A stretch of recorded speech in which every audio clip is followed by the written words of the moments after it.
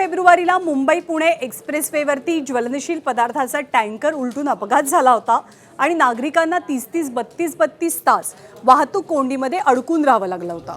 असं असताना सुद्धा सगळ्याच नागरिकांकडून टोल वसुली झाली होती। या टोल वसुली संदर्भात तीव्र नाराजी व्यक्त झाली आणि वसूल केलेला टोल परत करावा अशा मागणीने जोर धरलेला। या मागणीचा सकारात्मक विचार करून 3 फेब्रुवारी ते 5 फेब्रुवारी दरम्यान हलक्या वाहनांकडून वसूल करण्यात आलेला टोल परत करण्याविषयी MSRDC कडून विचार सुरू आहे। महामंडळाने वाहतूक कोंडीत अडकलेल्या वाहनांना टोल परत देण्याबाबत एक सविस्तर प्रस्ताव तयार केलाय। या प्रस्तावात कार, प्रवासी बस आणि मिनी बसेस यासारख्या वाहनांना टोल परत करण्याची शिफारस केली जाते।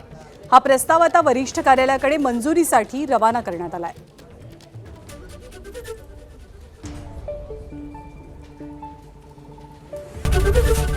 ABP माझा, उघडा डोळे बघा नीट।